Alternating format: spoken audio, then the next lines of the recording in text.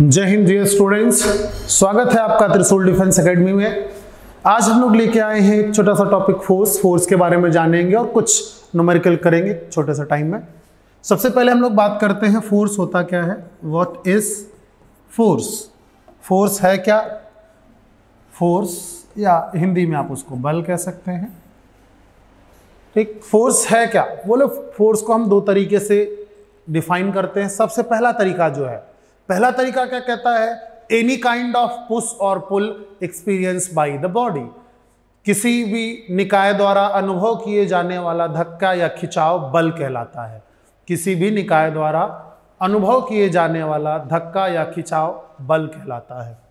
अब मिला हमको क्या? धक्का या खिंचाव बल कहलाता है। ठीक है, चलो अब देखें कि जब हमने बोल दिया भाई कि फोर्स बल, लेकिन इसके एग्जैक्ट डेफिनेशन एक दूसरे तरीके से डिफाइन करें तो वो क्या है?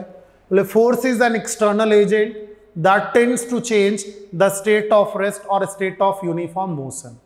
ठीक, फोर्स क्या है? Force is an external agent that tends to change the state of rest और स्टेट ऑफ यूनिफॉर्म मोशन। फिर इसका जो डेफिनेशन आया, force is defined by Newton's first law of motion. Force का डेफिनेशन ये भी पूछा गया है कई बार एग्जाम के अंदर कि फोर्स का डेफिनेशन किससे आता है। Force is defined by Newton's first law of motion and force is measured by Newton's second law of motion. Force का जो मेजरमेंट है वो कैसे है? बोले Newton second law of motion. Newton second law of motion क्या कहता है? Force applied on an object is directly proportional to, force applied on an object is directly proportional to rate of change of momentum. संवेग परिवर्तन की दर को बल कहते हैं। ठीक, तो हम लोग इसको ऐसे रखेंगे, प्रोपोर्शनलिटी कांस्टेंट यहां पे ले आते हैं के, एम कॉमन ले लिया, v minus u upon t, सी को एक्सेलरेशन बोलते हैं, k की वैल्यू होती है 1। तो हमको ये क्या मिल गया बेटा? बोले ये मिल गया f इज इक्वल्स टू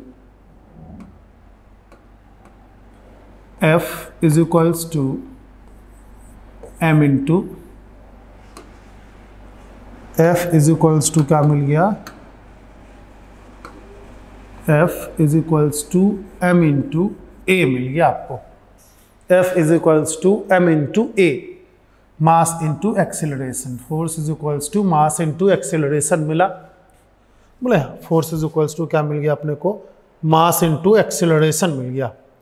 अब देखें कि जब हमको मिला force is equals to mass into acceleration, अब इसके बेसिस पे हम लोग कुछ क्वेश्चंस करते हैं, देखते हैं कैसे आता है, कैसे हम इनको क्लियर आउट कर सकते हैं। तो सबसे पहले बात करते हैं फर्स्ट क्वेश्चन की।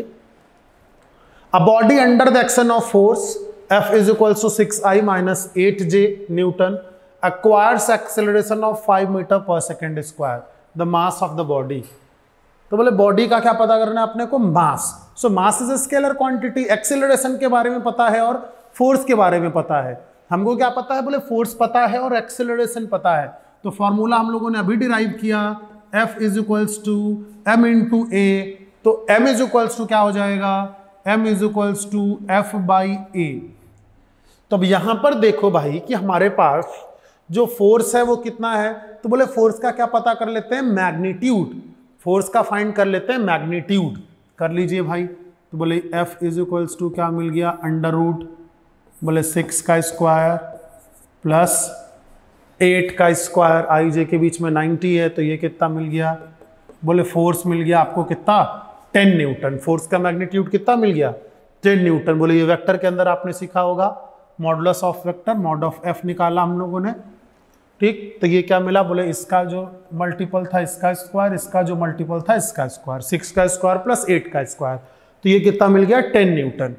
तो मास कितना मिल गया? बोले 10 divided by 5 that is of 2 kg। तो ये क्या मिल गया अपने को? बोले ऑप्शन ए इज 2 kg। इस तरीके से हुआ। दूसरा क्वेश्चन देखा जाए। ये थोड़ा सा अच्छा क्वेश्चन है, इसमें फ्लूइड का भी एक कंसेप्ट हम लोग यूज करेंगे। मेजॉरिटी तो फोर्स है, लेकिन फोर्स के कई टाइप हैं। अ cork of mass 10 gram floating on water, the net force acting on the cork. 10 ग्राम द्रव्यमान का एक कॉर्क पानी पर तैर रहा है। बोले मान लेते हैं कि ये पानी है, इस पे हम क्या बोल रहे हैं कि हमारे पास एक ऐसा कॉर्क है सपोज कुछ ये टाइप का कॉर्क है जो कि कितना है 10 ग्राम का है। ठीक है, कैसा कॉर्क है? बोले कॉर्क है और कितने का? 10 ग्राम का कॉर्क है। ठीक है, मान लेते हैं कि 10 ग्राम का कॉर्क है हमारे पास। तो 10 ग्राम का कॉर्क है, वो क्या करेगा?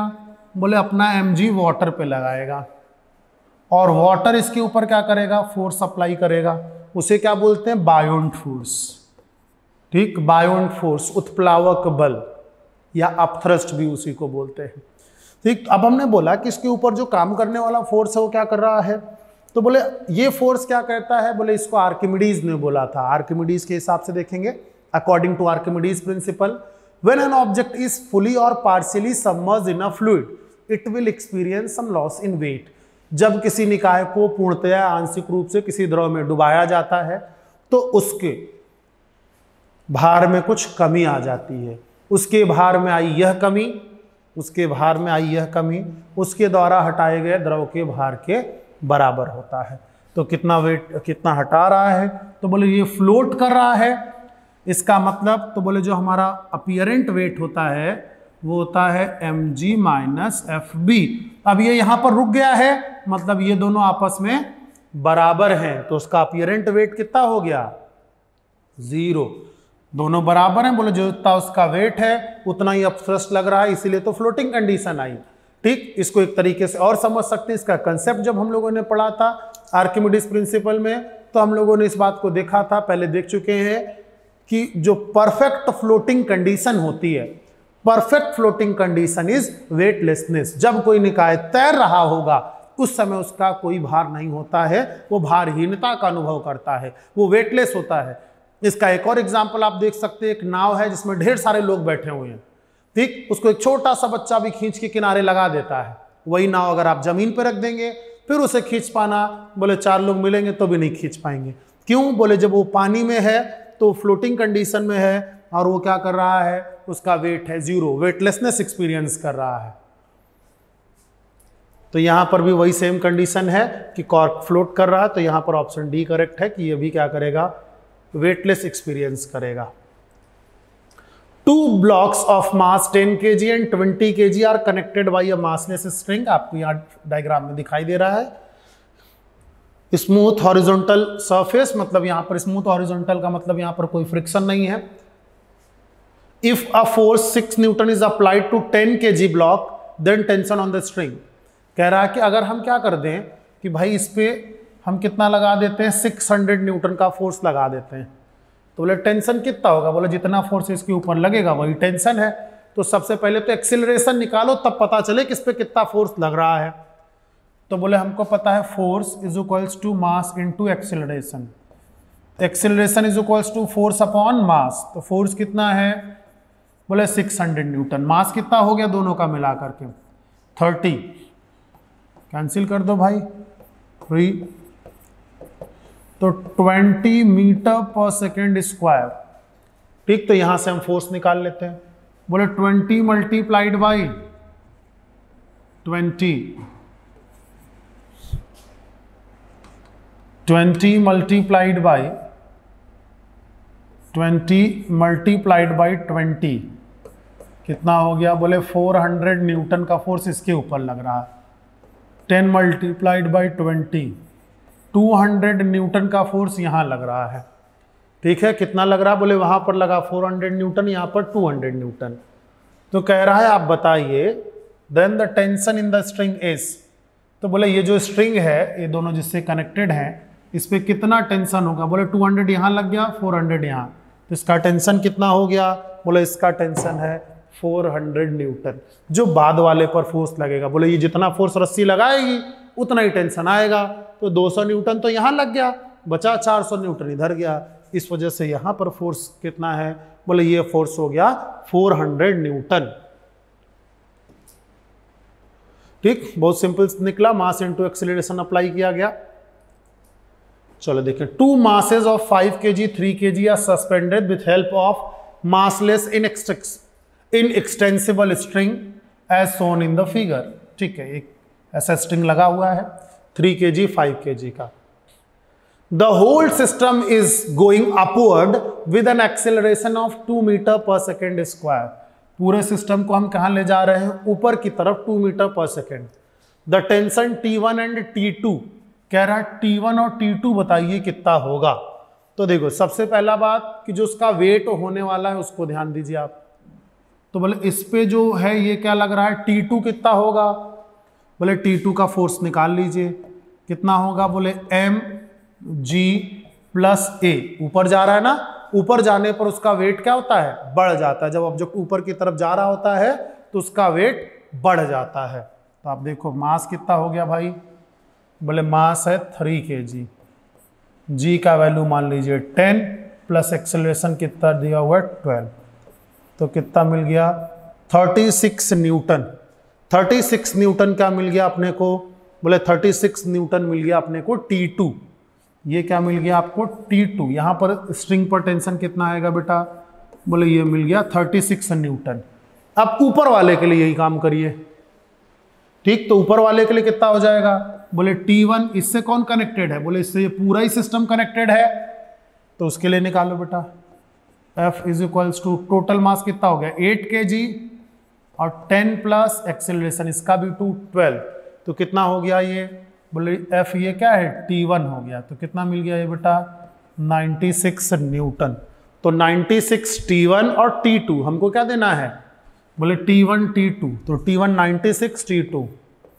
कौन सा ऑप्शन सही है? Option A. जो टेंशन यहां पर है, यहां पर टेंशन कितना है? बोले ये हो गया बेटा 96 न्यूटन और यहां पर हो गया 36। इसको आप इस तरीके से समझ सकते हैं कि जो ब्लॉक है इसमें लटका हुआ है। बोले इस रस्सी पर किसकी वजह से टेंशन होगा? ये जितना फोर्स लगाएगा। इस रस्सी पर कितना टेंशन होगा? बोले ये पूरे सिस्टम की वजह से। तो इस वजह से T2 पर केवल हमने इसका मास की वजह से फोर्स निकाला और T1 पे पूरे को लेकर के निकाला है।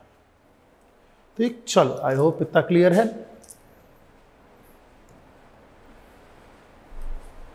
A monkey of mass 40 kg climbs on a massless rope which can stand a maximum tension of 500 Newton. In which the following cases will the rope break? कह रहा है नीचे आप बताइए कि किस केस में जो रस्सी है वो टूट जाएगी।